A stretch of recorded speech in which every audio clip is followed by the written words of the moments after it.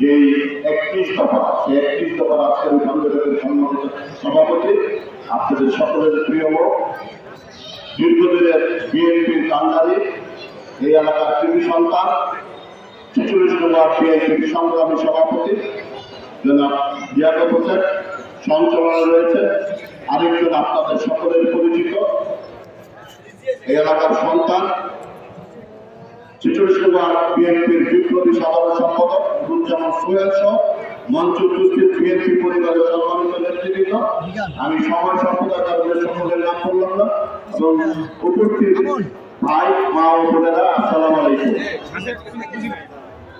আজকে প্রায় 30 বছর পরে আমরা এই নৌকার মাঠে বিএনপি পরিবার তথা সাধারণ মানুষকে আমরা এখানে উপস্থিত হতে পেরেছি।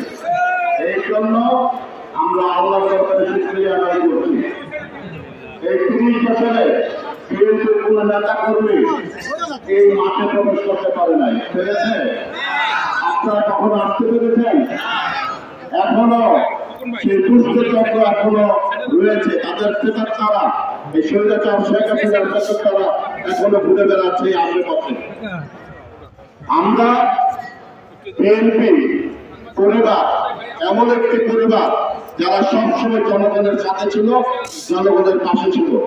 দীর্ঘ 17 বছর বিএনপির ভারপ্রাপ্ত চেয়ারম্যান আগামীর বাংলাদেশ জনাব তারেক রহমান এই স্বৈরাচার বিরোধী আন্দোলনের নেতৃত্ব দিয়েছে। আমরা রাজপথে ছিলাম, রাজপথে থেকে সঙ্গীত যারা এখানে দেখছেন এই মঞ্চে বসে আছে তাদেরকে সাথে করে নিয়ে আমরা এই নেতৃত্ব দিয়েছি স্বৈরাচার বিরোধী আন্দোলনে। সেই সময় আমরা খুব কম নেতৃবৃন্দকে সাথে পেয়েছি। তখন মানুষ 70 বছরের নির্যাতন, জেল, জুলুম, হত্যা, পুলিশের হয়রানি এগুলি থেকে কেউ রেহাই পায়নি। সাধারণ জনগণের অর্থ লুট করে তারা বিদেশে হাজার হাজার কোটি টাকার মালিক হয়েছিল। তারা কি বলেছিল যে তাদের মতো ভালো লোক নেই, কিন্তু আজকে তারা কেন বলতো আমি যদি ভালো হই আমি আবার বাড়ি গেলে আমার দেশ ছেড়ে আমি চলে যাবো আরেক দেশে? নিশ্চয়ই না। আর আমার ভিতরে সেই সৎ সাহস থাকবে, তাদের ভিতরে সেই সৎ সাহস ছিল না। আজকে এই এলাকার যারা এমপি ছিলেন, মন্ত্রী ছিলেন, আওয়ামী লীগের নেতা ছিলেন, তারা কেন পালিয়ে গেছে?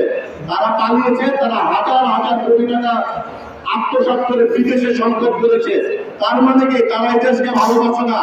বাংলাদেশের প্রতি তাদের কোনো মায়া নেই। তাদের মায়া ছিল শুধু টাকা উপার্জন করার জন্য, কিভাবে অবৈধভাবে এই টাকা